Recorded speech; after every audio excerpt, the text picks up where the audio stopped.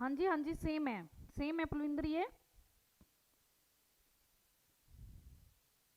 ये जो आपका वर्क चल रहा है ये मैथोलॉजी का ही चल रहा है।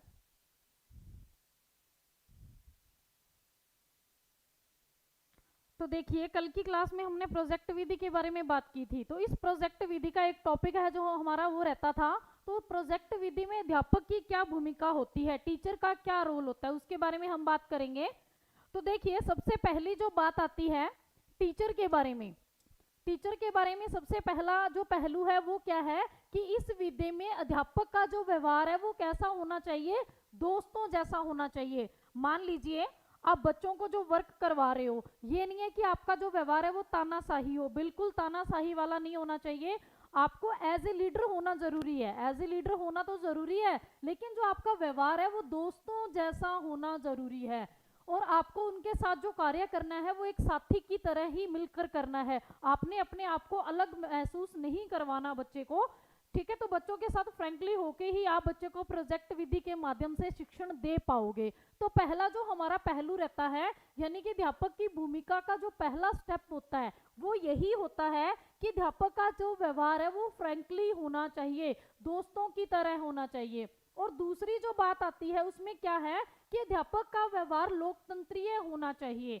अध्यापक का जो व्यवहार है वो कैसा होना चाहिए, लोकतंत्रीय होना चाहिए। कहने का मतलब क्या है कि जिसमें विद्यार्थी को प्रोजेक्ट के रख रखाव में आगे आना चाहिए। कि अगर आप कोई प्रोजेक्ट विधि से कुछ काम करवा रहे हो तो उससे रिलेटेड जो भी गतिविधियां आप करवाओगे सभी में बच्चों को हिस्सा लेने का अधिकार होना चाहिए। लोकतंत्र का मतलब क्या होता है, यही होता है कि मान लो कोई वोटिंग करने जा रहा है तो वो अपनी मर्जी से किसी को भी वोट कर सकता है। ये नहीं है कि कोई उसको फोर्स करेगा कि आपने इसी को वोट देना तो उसी को दो। वही बात यहाँ पे भी लागू होती है कि बच्चा अपनी इच्छा अनुसार कुछ कार्य कर पाए। तो आपका जो व्यवहार है वो कैसा होना चाहिए, लोकतंत्रीय। ये नहीं होना चाहिए कि जो इंटेलिजेंट बच्चे हैं आप उन्हीं को चीजों के बारे में बोलो कि ये चीज आप वहां रख दो, आप ये चीज संभालो। ऐसे नहीं, सभी को समान अधिकार देना चाहिए। उसके बाद जो तीसरी बात आती है कि विद्यार्थियों की व्यक्तिगत योग्यताओं और कौशलों के विषय में जानना चाहिए। आपको बच्चों के बारे में पता भी होना चाहिए कि कौन से बच्चे में क्या टैलेंट है, ठीक है, और कौन से विषय में उसकी सही रुचि है। इसका ज्ञान भी एक अध्यापक को होना जरूरी है। कब होना जरूरी है, जब आप प्रोजेक्ट विधि के माध्यम से बच्चों को शिक्षण दे रहे हो। उसके बाद देखिए उसको समय समय पर निश्चित करना चाहिए कि प्रोजेक्ट कैसे आगे बढ़ रहा है। आपको बीच बीच में बच्चे को बताना भी चाहिए कि आपके प्रोजेक्ट में कितनी प्रोग्रेस हो चुकी है और कैसे हम इसको आगे बढ़ा रहे हैं, यानी कि उस प्रोजेक्ट के बारे में आपने बच्चों से बातचीत करते रहना है। उसके बाद देखिए नेक्स्ट, प्रोजेक्ट संबंधी पूरी जानकारी होनी चाहिए। अब अगर आप जो बच्चे को सिखाने जा रहे हो, जो बात आप बच्चे को बताने जा रहे हो, आपको खुद को उसकी पहले पूरी नॉलेज होनी चाहिए। अगर आपको उस विषय के बारे में पूरी जानकारी है तभी आप बच्चों को भी सिखा पाओगे। तो एक अध्यापक की जो भूमिका होती है प्रोजेक्ट विधि में, उसके 5 मुख्य तथ्य होते हैं, 5 मुख्य बिंदु होते हैं। सबसे पहला कौन सा होता है कि अध्यापक का व्यवहार दोस्तों जैसा होना चाहिए, अध्यापक को तानाशाही बिल्कुल नहीं होना चाहिए। दूसरा क्या है कि अध्यापक का व्यवहार लोकतंत्रीय भी होना चाहिए, यानी कि बच्चे अपनी इच्छा अनुसार उसमें कार्य कर पाए। और तीसरा क्या होता है कि अध्यापक को सभी बच्चों के कौशलों के बारे में भी जानकारी होनी चाहिए कि कौन से बच्चे के अंदर क्या स्किल है, क्या कौशल है।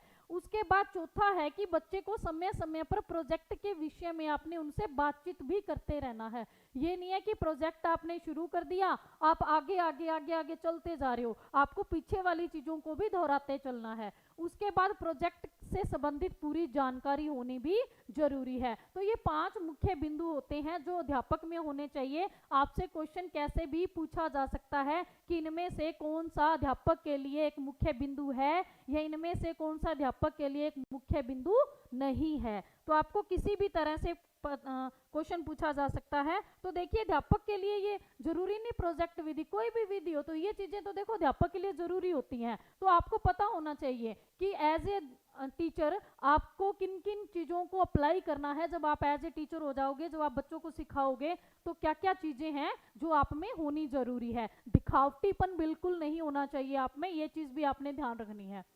उसके बाद देखिए जो नेक्स्ट हम बात करने वाले हैं, कल हमने बात की प्रोजेक्ट विधि की, जो प्रोजेक्ट विधि के चरण भी हमने कर लिए थे, उसके बारे में भी देख लिया था, अध्यापक की भूमिका भी देख ली। जो आज हमारी सेकंड विधि आ रही है उसका नाम है निरीक्षण विधि।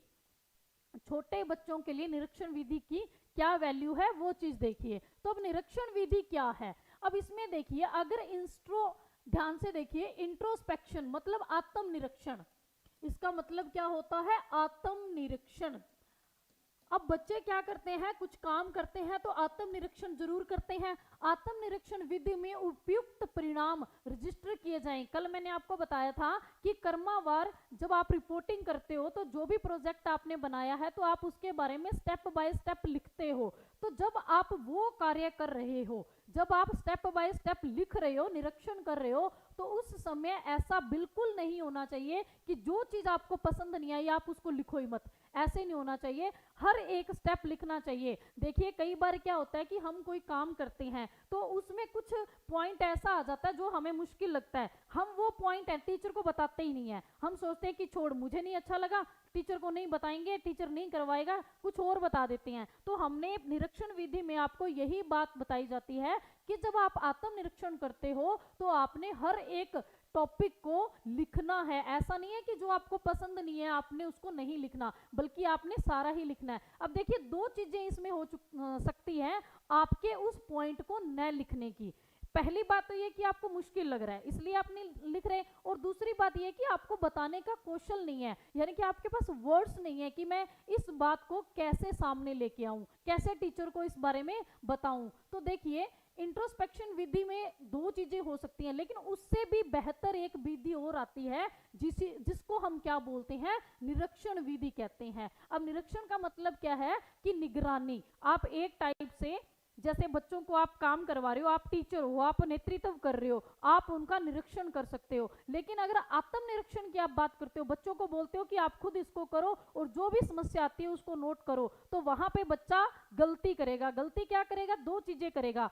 अगर उसको कुछ समझ में नहीं आ रहा है, मान लो कोई टॉपिक ऐसा आ गया बीच में उसको समझ में नहीं आया, तो वो या तो आपको नहीं बताएगा। वो क्यों नहीं बताएगा, क्योंकि उसको पसंद नहीं है, और दूसरी बात वो क्यों नहीं बताएगा, क्योंकि उसके पास वर्ड्स नहीं है। तो इन दोनों से बेहतर, यानी कि आत्मनिरीक्षण से भी बेहतर एक विधि आती है जिसको हम निरीक्षण विधि कहते हैं। तो आपने यहाँ पे एक ही बात ध्यान में रखनी है कि निरीक्षण विधि क्या है, कि जिसके अंदर हम बच्चों का निरीक्षण खुद करते हैं। और अगर हम बच्चे को आत्मनिरीक्षण के लिए बोलते हैं तो बच्चा हो सकता है कि हमें स्टेप बाय स्टेप सारी बात न बताए। क्यों न बताए, तो उसके मैंने आपको दो रीजन बता दिए हैं। तो उसके बाद देखिए इसकी किस्में होती हैं कुछ, तो कौन कौन सी, जो हमारी निरीक्षण विधि है इसकी कुछ किस्में हैं, तो कौन कौन सी, कुछ प्रकार हैं। तो पहला जो प्रकार आता है वो आता है हमारा प्राकृतिक निरीक्षण।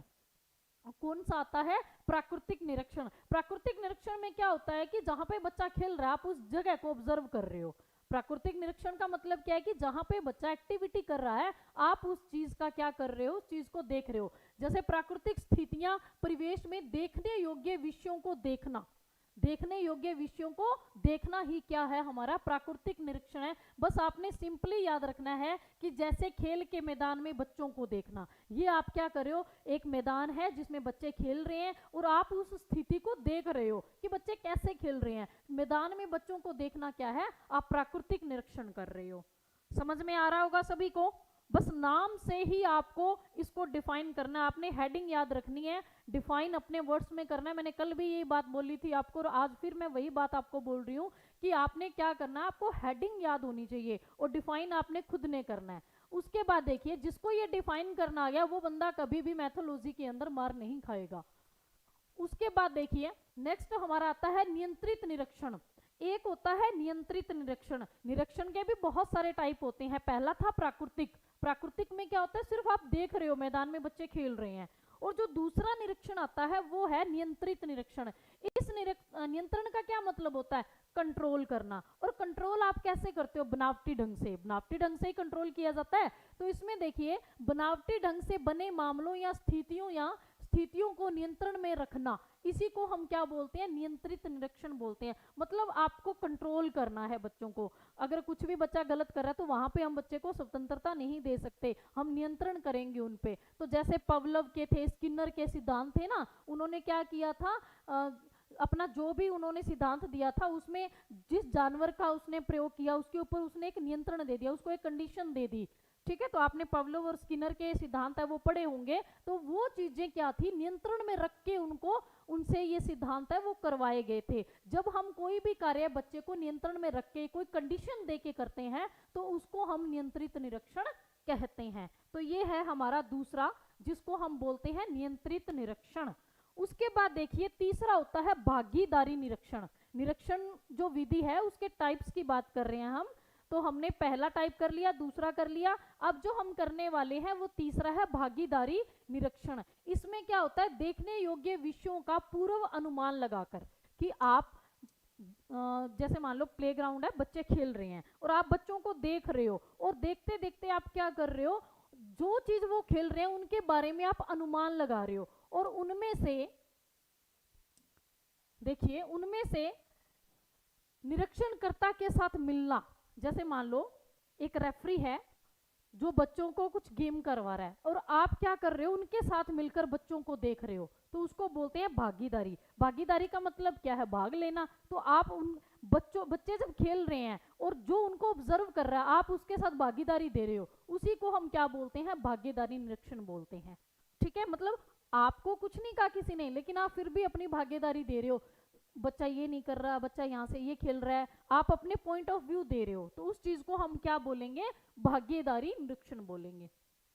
एक होता है भागीदारी निरीक्षण और दूसरा होता है भागीदारी रहित निरीक्षण, यानी कि जिसमें क्या होता है, भागीदारी आपकी नहीं होती, कोई भागीदारी नहीं होती आपकी। इसमें देखिए, जब लोग देखते हैं कि उन्हें देखा जा रहा है, जब मान लो जैसे मान लो रेफरी है, रेफरी को ये पता लग रहा है कि मुझे भी आसपास के लोग ऑब्जर्व कर रहे हैं कि मैं क्या कर रहा हूं, तो उनका व्यवहार नकली बन जाता है। तो उसका व्यवहार है वो कैसा हो जाता है, बिल्कुल नकली हो जाता है, क्योंकि उसको बनावटीपन दिखाना पड़ेगा। अगर वो गलती करेगा तो सभी उस पर उंगली उठाएंगे, तो उसका जो व्यवहार है वो कैसा हो जाता है, नकली हो जाता है। ऐसी मुश्किलों को दूर करने के लिए लोगों को दूर खड़े होकर और उनके ज्ञान के बिना उनका निरीक्षण करना अच्छा है। तो तब ऐसी स्थिति में क्या करते हैं लोग, दूर खड़े हो जाते हैं, दूर खड़े होकर क्या करते हैं, निरीक्षण करते हैं, और उनको इतना ज्ञान भी नहीं होता फिर भी वो निरीक्षण कर रहे हैं, और इससे अच्छा क्या है, भागीदारी। तो इसी को ही हम भागीदारी रहित निरीक्षण कहते हैं, कि आप दूर खड़े होकर जब ऑब्जर्व करते हो। जैसे पब्लिक होती है, पब्लिक का क्या काम होता है, गेम के अंदर कोई भागीदारी नहीं है उनकी, लेकिन फिर भी दूर खड़े होकर भी वो गलतियां निकालते रहते हैं, अगर कोई अच्छी बात है तो वो बताते रहते हैं। तो उसी को हम कहते हैं भागीदारी रहित निरीक्षण, कि आपकी कोई भागीदारी नहीं है लेकिन फिर भी आप उसमें गलतियां निकाल रहे हो, उनकी अच्छी बातें आप एक दूसरे के साथ डिस्कस कर रहे हो, तो उसी को हम क्या बोलेंगे, भागीदारी रहित, यानी कि जहां पे आपकी कोई भागीदारी नहीं है। उसके बाद देखिए, ये थी हमारी निरीक्षण विधि, और उसके बाद आती है हमारी गतिविधि विधि। तो देखिए इसमें क्या होता है, करके सिखाने के सिद्धांत पर आधारित सिखाने के ढंग की क्रिया को गतिविधि कहा जाता है। गतिविधि किसको कहते हैं, जब कोई काम कर रहे हैं, मैं आपको पढ़ा रही हूं तो पढ़ाना मेरी क्या है, गतिविधि, और इसी को ही मैं क्या बोलूंगी, गतिविधि विधि के नाम से जाना जाता है। विद्यार्थियों को भिन्न भिन्न गतिविधियों में सक्रियता से शामिल करके उन्हें सिखलाई के अनुभवों के अधीन सिखाने को ही गतिविधि कहते हैं। आपने सिर्फ ये बताना है कि किसी को क्रिया करके सिखाना ही क्या है, गतिविधि, कि आप कुछ करके उसको सिखा रहे हो, उसी को ही गतिविधि कहा जाता है। देखो इसके वर्ड्स क्या है, प्योर हिंदी के हैं, थोड़े टफ होते हैं, लेकिन आपने अपने वर्ड्स में इनको याद रखना है। गतिविधि से आपने क्या याद रखना है, क्रिया, कि जब हम करके सिखाते हैं कोई भी काम तो उसको हम क्या बोलेंगे, गतिविधि बोलेंगे। बिल्कुल साधारण शब्दों में हमने इनको याद रखना है। तो देखिए उसके बाद जो आती है हमारी सर्वेक्षण विधि, बहुत इंपॉर्टेंट है, यहां से भी क्वेश्चन पूछा जाता है। इंपॉर्टेंट विधि है हमारी सर्वेक्षण विधि। अब सर्वेक्षण विधि में क्या होता है, आपने सर्वे का नाम सुना है कि सर्वे होता है। सर्वे का काम क्या होता है, सर्वे में क्या होता है कि बहुत कम समय में बहुत ज्यादा डाटा इकट्ठा करना। सर्वेक्षण का मतलब क्या होता है, बहुत कम समय में बहुत अधिक डाटा इकट्ठा करना, इसी को ही हम बोलते हैं। तो देखिए, कम समय में अधिक लोगों का डाटा एकत्रित करने के लिए इसका प्रयोग किया जाता है और इसमें एक प्रश्नावली तैयार की जाती है। सर्वेक्षण विधि में क्या होता है कि मान लो आपने जनगणना करनी है, तो लोग तो बहुत हैं, आप कैसे करोगे? तो आप क्या करते हो, घरों में जाते हो, किसी एक के घर में बैठ के पूरे सबकी पूरे मोहल्ले की डिटेल लेके आ जाते हो। तो आपने क्या किया, सर्वे किया। तो बहुत कम समय में अधिक लोगों का डाटा इकट्ठा करना ही क्या होता है, सर्वेक्षण विधि होता है। सर्वेक्षण विधि को किस नाम से जाना जाता है? इसको फील्ड स्टडी के नाम से भी जाना जाता है। अगर आपसे पूछ ले कि फील्ड स्टडी क्या है, तो हम फील्ड स्टडी किसको कहते हैं? सर्वेक्षण विधि का ही दूसरा नाम है फील्ड स्टडी। तो ये था हमारा टॉपिक, ये हमारा कंप्लीट होता है। जो हमने टॉपिक शुरू किया था कि टीचिंग मैथोलॉजी क्या है, तो टीचिंग मैथोलॉजी के अंदर कुछ विधियां होती हैं जिन जिनका हम प्रयोग करते हैं, किन किन बातों का हमने याद रखना होता है। तो ये हमारी 2-3 क्लासेस थी जिसमें हमारा टीचिंग मैथोलॉजी एक्चुअल में क्या है उसके बारे में जो चीजें थी वो हमारी हमने कर ली है। और उसके बाद बहुत सारे टॉपिक हैं जो मैंने आपको लिखवाए हैं, वो हम स्टेप बाय स्टेप करते रहेंगे। तो कुछ इससे रिलेटेड क्वेश्चंस हैं, उनके बारे में हम बात करने वाले हैं। तो देखिए, कुछ क्वेश्चंस हैं जो मैंने आपको करवाया है, सिर्फ उसी में से ये क्वेश्चन है, कुछ अलग नहीं है। तो सभी ने मेरे को आंसर बताना है। आपको मैं क्वेश्चन दूंगी और आपने मेरे को उसका आंसर बताना है कि कौन सा राइट आंसर है। जो मैंने आपको पढ़ाया है सिर्फ वहीं से क्वेश्चंस हैं आपके लिए। तो देखिए, जो हमारा फर्स्ट क्वेश्चन है, अभी अभी किया है हमने, अभी अभी हमने क्वेश्चन किया है, ये करके सीखना के आधार पर अध्यापन विधि है। करके सीखना के आधार पर अध्यापन विधि है। तो बताइए कौन सी है? गतिविधि को बोला जाता है, प्रोजेक्ट विधि को बोला जाता है, दोनों को बोला जाता है, या कोई और ही है? बताइए, 4 ऑप्शन आपके सामने। करके सीखना, इनमें से कौन सी ऐसी विधियां हैं जिसमें हम किसी भी कार्य को प्रैक्टिकली करके सीखते हैं? तो क्या गतिविधि विधि में भी यही काम होता है, या प्रोजेक्ट में होता है, या दोनों में होता है, या किसी में भी करके सीखना का सिद्धांत नहीं होता? जो बच्चे ए आंसर दे रहे हैं, एक बार प्रोजेक्ट विधि वाला भी रीड कर लीजिए। प्रोजेक्ट विधि में क्या था?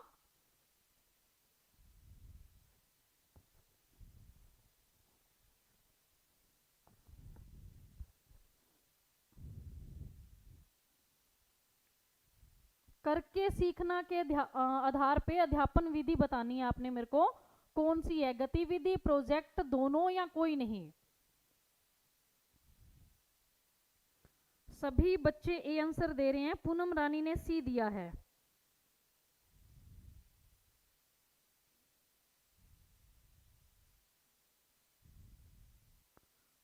अभी सी आंसर शुरू हो गए हैं। पूनम का, कृष्णा, रजनी, रियान, सभी सी आंसर दे रहे हैं। बिल्कुल सी है, सी आंसर इसका राइट है। देखो, गतिविधि विधि में भी क्या था, क्रिया करनी थी, और प्रोजेक्ट में भी आपको क्या बताया था, पर्यावरण के अंदर जाना है आपने, वहां पे आपने प्रैक्टिकली करना है किसी कार्य को। तो ये दोनों ही विधियां ऐसी हैं जो करके सीखना पर आधारित हैं। तो इसका जो राइट आंसर है वो क्या आ जाएगा? दोनों आ जाएगा। बिल्कुल, जो बच्चे सी आंसर दे रहे हैं उनका बिल्कुल ठीक है। देखिए हमारा नेक्स्ट क्वेश्चन, कौन सी विधि, ध्यान से सुनना है, कल की क्लास में हुआ था क्वेश्चन हमारा ये, कौन सी विधि स्मरण से अधिक सोच शक्ति को महत्व देती है? तो बताइए, इनमें से कौन सी विधि है जो क्या करती है, स्मरण शक्ति से अधिक किसको महत्व देती है? सोच शक्ति को। तो आपके पास ऑप्शंस हैं, पहला है अवलोकन विधि, दूसरा है प्रोजेक्ट विधि, तीसरा है सब खोजकारी, या फिर सभी। 4 ऑप्शंस हैं आपके सामने। तो बताइए कौन सा आ जाएगा इसका राइट आंसर?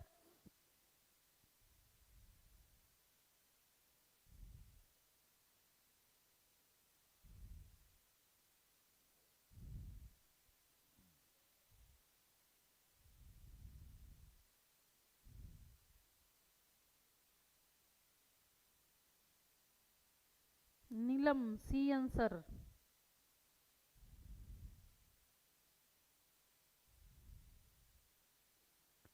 पेजेस को मत पलटना, पीछे वाला मत देखना, जिसको पता है बस वही बताना। अगर सही पता है कोई दिक्कत नहीं, गलत है तो भी बता दो, लेकिन देख के मत बताना, अपने दिमाग से बताना कि कौन सा कौन सी विधि ऐसी हो सकती है? डी आंसर दे रहे हो तो अभी मेरे को ये बताइए, अवलोकन विधि के बारे में तो मैंने आपको कुछ बताया ही नहीं है। अवलोकन के बारे में तो हमने कोई बात ही नहीं की, तो डी आंसर कैसे आ रहा है?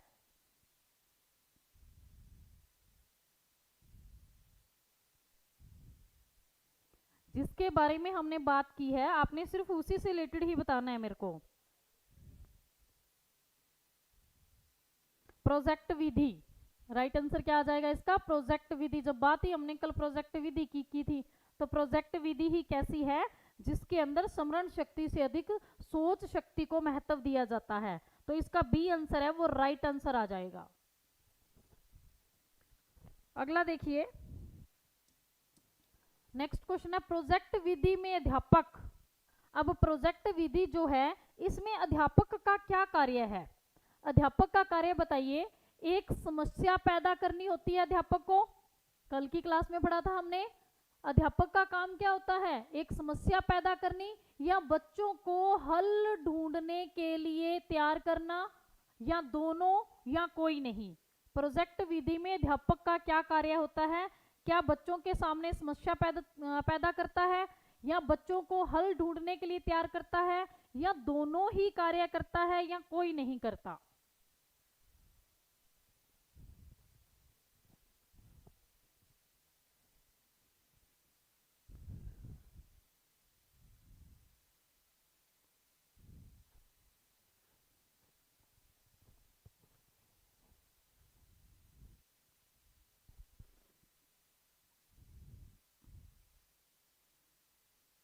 सी और बी दोनों में कंफ्यूजन चल रहा है सभी का। कुछ बी बोल रहे हैं, कुछ सी बोल रहे हैं।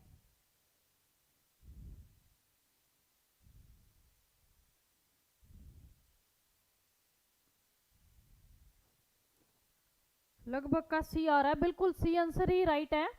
दोनों ही काम करने होते हैं। जब प्रोजेक्ट विधि का प्रयोग करते हैं तो उस समय टीचर क्या करता है? बच्चों को एक समस्या देता है। कल की क्लास में हमने बात की थी, समस्या भी देनी पड़ती है, उसके बाद हल ढूंढने के लिए उनको तैयार भी करना पड़ता है। तो दोनों ही कार्य किसको करने पड़ते हैं? अध्यापक को करने पड़ते हैं। उसके बाद देखिए, कौन सी विधि उपयोगिता और प्रयोग के सिद्धांत की पालना करती है? चार ऑप्शंस आपके सामने। इनमें से कौन सी विधि उपयोगिता और प्रयोग के सिद्धांत की पालना करती है? अवलोकन विधि, प्रोजेक्ट विधि, संश्लेषणात्मक विधि, या कोई नहीं? चार ऑप्शंस आपके सामने, बताइए।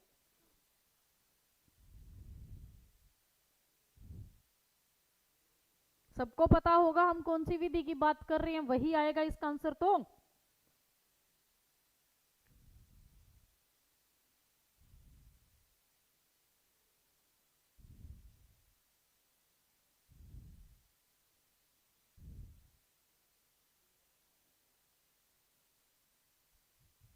बताइए बताइए जल्दी से। हाँ, बी आंसर शुरू हो चुके हैं आने।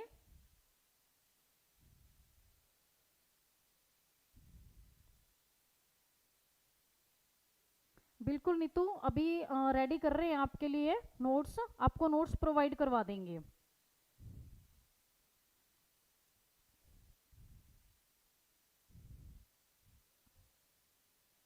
बी आंसर, बिल्कुल बी आंसर इसका राइट आंसर आ जाएगा। कौन सी विधि होती है? प्रोजेक्ट विधि। जब बात ही प्रोजेक्ट की है हमने अभी तक, तो प्रोजेक्ट विधि ही होती है जिसमें उपयोगिता और प्रयोग के सिद्धांत की पालना होती है। उसके बाद देखिए, प्रोजेक्ट विधि के लिए कौन सा कथन सही नहीं है? आपको बताई थी कुछ बातें प्रोजेक्ट विधि के लिए, तो आपने बताना है कि इनमें से कौन सी बात है जो प्रोजेक्ट विधि के लिए सही नहीं है। अब आपसे ये पूछा है कि सही नहीं है, तो आपने नहीं वाला बताना है। तो इस विधि में देखिए, इस विधि में पाठ्यक्रम केंद्रीय हिस्सा होता है। पहला क्या है कि पाठ्यक्रम है वो केंद्रीय हिस्सा होता है। दूसरा है कि वैज्ञानिक ढंग से शिक्षा दी जाती है। कौन से ढंग से शिक्षा दी जाती है? वैज्ञानिक ढंग से। और तीसरा क्या है इसमें? रट्टा मारने पर बल दिया जाता है, या फिर उपरोक्त सभी। तो बताइए कौन सा कथन सही नहीं है? चार बातें दी गई है आपको, किसके बारे में? प्रोजेक्ट विधि के बारे में। पहली बात है कि पाठ्यक्रम को इसमें हिस्सा माना जाता है। अब प्रोजेक्ट विधि मैंने आपको बताई थी, प्रोजेक्ट विधि के अंदर जो आप टॉपिक लेने वाले हो वो कहाँ से होना चाहिए, याद करने की कोशिश कीजिए। क्या हमारा पहला ऑप्शन गलत है या सही? उसके बाद देखिए, शिक्षा है वो वैज्ञानिक ढंग से होती है, और तीसरा रट्टा मारने पर बल दिया जाता है, या फिर सभी के सभी ही। 4 ऑप्शन है, बताइए।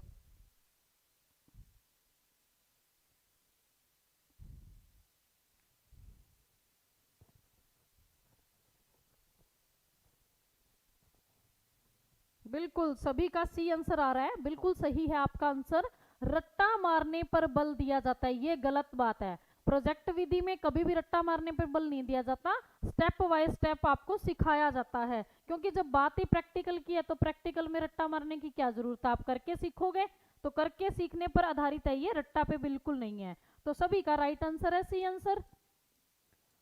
उसके बाद देखिए नेक्स्ट क्वेश्चन, अच्छे प्रोजेक्ट की विशेषता नहीं है। आपको प्रोजेक्ट की विशेषताएं बताई थी कौन कौन सी होती हैं, तो इनमें से आपने बताना है कि कौन सी विशेषता है वो अच्छे प्रोजेक्ट की नहीं है। पहला है कि यह विद्यार्थी की आवश्यकता के अनुसार होना चाहिए। दूसरा, यह अध्यापक इच्छा पर आधारित होना चाहिए। तीसरा, यह बच्चों के लिए लाभदायक होना चाहिए। चौथा, पैसे और समय की बचत होनी चाहिए। तो इसमें बताइए मेरे को कौन सी प्रोजेक्ट की विशेषता नहीं है, कि अगर आप प्रोजेक्ट विधि का प्रयोग कर रहे हो तो कौन सी बात आपके लिए जरूरी नहीं है इन चारों में से। पहले में है कि जो आप काम करवाने वाले हो वो बच्चे की आवश्यकता के अनुसार हो। दूसरी बात है कि अध्यापक की इच्छा पर आधारित हो। तीसरा है कि बच्चे के लिए लाभदायक हो, और चौथा है पैसे और समय की बचत हो। तो बी आंसर शुरू हो चुके हैं आने, बी आंसर शुरू हो चुके हैं आने।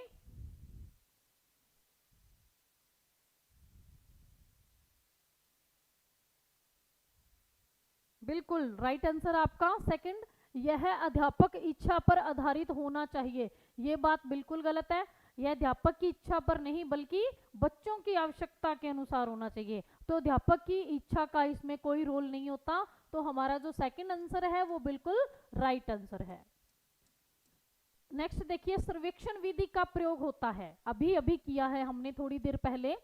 तो जो सर्वेक्षण विधि है इसका प्रयोग क्यों किया जाता है, किसके लिए किया जाता है? सबसे पहले है कि कम समय में डाटा इकट्ठा करने के लिए। पहली बात क्या है कि थोड़े समय में डाटा इकट्ठा करने के लिए। दूसरा कि अधिक समय में कम लोगों का डाटा इकट्ठा करने के लिए, या अधिक समय में अधिक लोगों का डाटा इकट्ठा करने के लिए, या कोई नहीं। तो सर्वेक्षण विधि, सर्वे का क्या रोल है बताइए।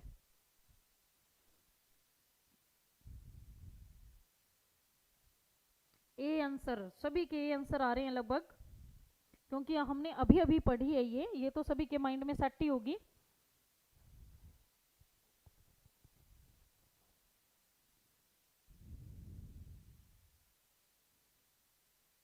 बिल्कुल ए आंसर आपका राइट आंसर है। कम समय में डाटा इकट्ठा करने के लिए कौन सी विधि का प्रयोग किया जाता है? सर्वेक्षण विधि का प्रयोग किया जाता है। बिल्कुल ठीक आपका आंसर, मतलब समझ रहे हो आप सारी चीजें। उसके बाद देखिए, चलो ये बतानी है, बिना देखे किसी भी बच्चे ने कॉपी के पीछे के पेज नहीं पलटने, किसी ने भी नहीं देखना, ठीक है, क्योंकि हमारा जो कल की क्लास में हुआ था ये टॉपिक। तो बताइए किसने कहा कि प्रोजेक्ट का अर्थ प्राकृतिक परिवेश में समस्या का हल करना है? आपको मैंने 4-5 वैज्ञानिकों के नाम बताए थे जिन्होंने प्रोजेक्ट विधि के बारे में अपनी अपनी राय दी थी। तो यह बात किसने कही थी कि प्रोजेक्ट का अर्थ है प्राकृतिक परिवेश में समस्या का हल करना? तो बताइए ये बात किसने कही है?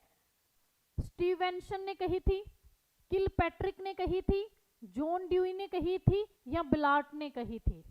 आपको इन चारों की कल परिभाषाएं करवाई थी, तो बताइए किसने कही थी प्राकृतिक परिवेश में समस्या का हल करना है? ये बात किसने कही थी?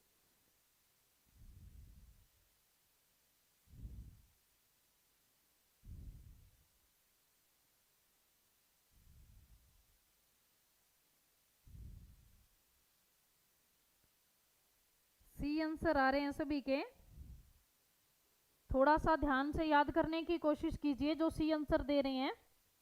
प्रोजेक्ट का अर्थ प्राकृतिक परिवेश में समस्या का हल करना है, ये बात किसने कही थी?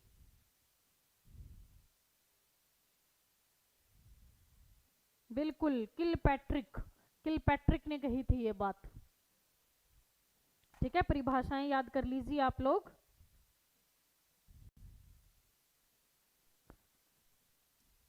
नेक्स्ट देखिए, जब कोई समस्या कठिन होती है, एक मिनट, ये टॉपिक आपका हुआ नहीं है, ये क्वेश्चन देखिए नेक्स्ट। इनमें से कौन सा प्रोजेक्ट विधि का चरण नहीं है? इनमें से कौन सा प्रोजेक्ट विधि का चरण नहीं है? हमने प्रोजेक्ट विधि के चरण किए थे, तो उनमें से बताइए मेरे को कौन सा प्रोजेक्ट विधि का चरण नहीं है। सबसे पहला कि इसमें योजनाबंदी नहीं होती, दूसरा रिपोर्टिंग नहीं होती, तीसरा सर्वेक्षण नहीं होता, या मूल्यांकन नहीं होता। तो इन चारों में बताइए मेरे को कौन सा प्रोजेक्ट विधि का चरण नहीं है। आपको प्रोजेक्ट विधि के चरण बताए थे मैंने, तो बताइए कौन सा चरण नहीं है इसमें से।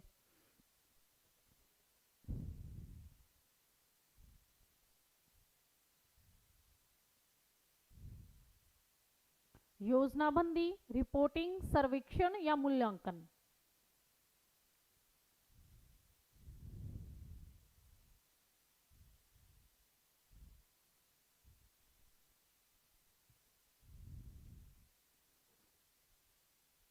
बी और सी दो आंसर आ रहे हैं।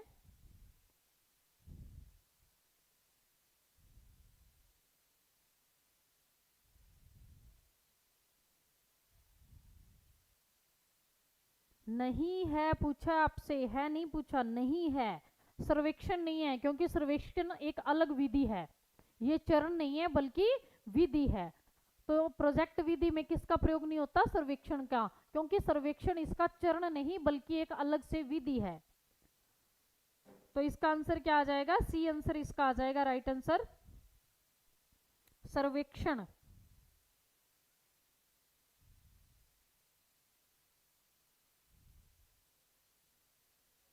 चलो जी नेक्स्ट देखिए, लिखने की तैयारी में महत्वपूर्ण है। जब आप लिखना शुरू करते हो, ये आपने अपने माइंड से बताना है मेरे को, आपने अपने माइंड से बताना है कि जब आप लिखने की तैयारी करते हो तो आपके लिए महत्वपूर्ण क्या होना चाहिए। सबसे पहले उंगलियों की निपुणता होनी जरूरी है, दूसरा है आंख और हाथ का तालमेल होना जरूरी है, या तीसरा है चाक को आराम से पकड़ना, या चौथा उपरोक्त सभी। लिखने की तैयारी में महत्वपूर्ण बताइए क्या है। मान लीजिए आप बोर्ड पे लिखने वाले हो, तो आपके लिए सबसे महत्वपूर्ण बात क्या रहती है कि आपकी उंगलियों की निपुणता, आंख और हाथ का तालमेल होना जरूरी है, चाक को आराम से पकड़ना, या उपरोक्त सभी।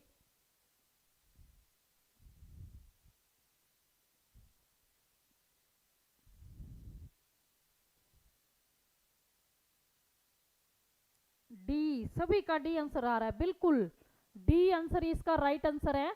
कि जब आप लिखने की तैयारी करते हो तो पहली बात तो आपने पेन, या जिसको पेंसिल को, लाइट पेन को, जिसको भी चौक को पकड़ना है, उंगलियों की निपुणता होनी जरूरी है। ठीक है, उसके बाद आपकी आंख और हाथ का तालमेल होना भी जरूरी है। ये नहीं है कि लिख यहाँ रहे हो देख कहीं रहे हो, तो फिर वो कुछ और ही लिखा जाएगा। तो दोनों चीजों में बैलेंस होना जरूरी है कि जहां देखने की जरूरत पड़े वहां आप देख पाओ। और तीसरा, चौक या पेंसिल पेन जो भी आपके पास है उसको आराम से पकड़ना है। उसके बाद उपरोक्त सभी, तो राइट आंसर इसका क्या आ जाएगा? उपरोक्त सभी आ जाएगा। सारी चीजें आपके पास होनी जरूरी है। अच्छा एक चीज मेरे को बताइए, अगर किसी को पता है, तो जब कोई टीचर पढ़ाता है, जब कोई टीचर पढ़ाता है तो उसका एक एंगल बनता है, तो वो कौन सा एंगल होता है कि टीचर को कौन से एंगल पे खड़े होके पढ़ाना चाहिए? अगर किसी को पता है तो बताइए। जैसे कोण बनते हैं ना, 180 डिग्री, 60, 90, तो आप मेरे को बताइए कि टीचर को किस एंगल पे पढ़ाना है। चलो मैं आपको ऑप्शन दे देती हूँ। पहला है 30 डिग्री, 60 डिग्री, 90 डिग्री, 180। बताइए कौन से एंगल पे टीचर को खड़ा होना जरूरी है।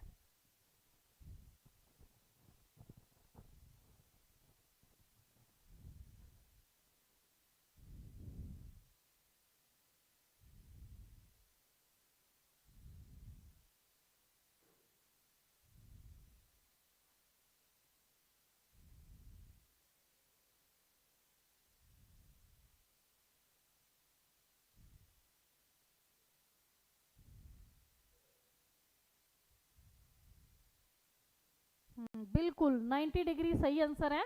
90 डिग्री के एंगल पे खड़ा होना है, 180 में तो सो ही जाएगा लंबा। ठीक है, तो 90 डिग्री एंगल इसका राइट आंसर है। लो जी, आपके लिए क्वेश्चन है एक, आपने बताना है क्या आंसर है इसका। कौन सी मौखिक अभिव्यक्ति है, आपको पता है कि हाँ भाषा है वो दो प्रकार की होती है, लिखित होती है, मौखिक होती है। तो आपने मौखिक अभिव्यक्ति बतानी है कौन सी। शब्दों को लिखना, चाक का प्रयोग करना, रंगों की पहचान करना या बातचीत करना, इनमें से कौन सी मौखिक अभिव्यक्ति है।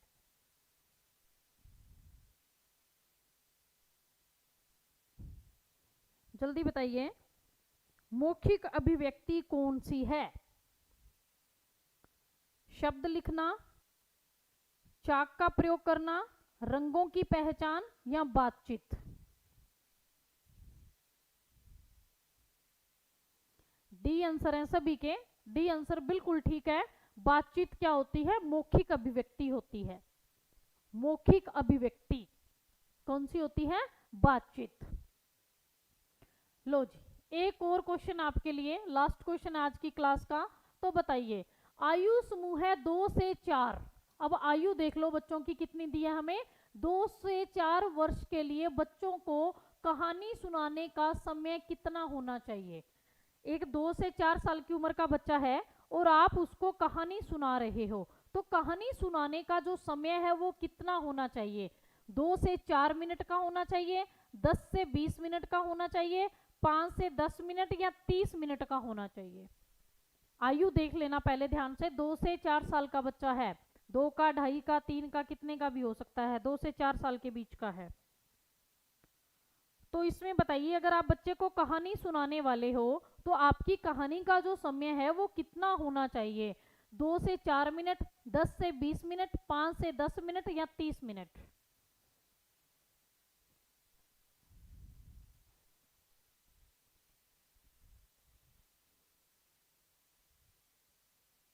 ए बी, आंसर ए बी ही आ रहे हैं।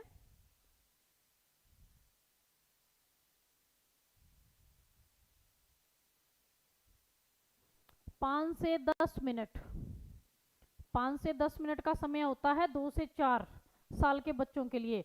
और कौन से बच्चे के लिए, इंद्रियों का, लिखने का, मौखिक व्यक्ति, ये सारे स्टेप हैं जो मैं आपको ऐप के अंदर डलवा दूंगी, आपने रीड करने हैं पूरे के पूरे नोट्स। छोटे बच्चों के लिए, 2 से 4 वालों के लिए, 4 से 6 साल के बच्चों के लिए, क्योंकि हमारा जो टॉपिक है एनटीटी का वो 0 से 6 साल का ही है। तो हम 2 से 4 और 4 से 6 साल के बच्चों के लिए कहानी का महत्व होता है, और वो कहानी कितने टाइम की होनी चाहिए, कैसे शब्दों का प्रयोग होना चाहिए, वो चीज़ें भी मैं आपको ऐप के अंदर डाल दूंगी, नोट्स डाल दूंगी, तो वो आपने रीड कर लेनी है। लेकिन फिर भी आपको कोई प्रॉब्लम लगे तो मेरे को बता देना, मैं आपको यहाँ पे एक्सप्लेन भी करवा दूंगी। तो आज की क्लास में हमारा एक टॉपिक है वो कंप्लीट हो चुका है। तो आज की क्लास में इतना ही, बाकी हम कल करेंगे एक नेक्स्ट नए टॉपिक के साथ। Thank you.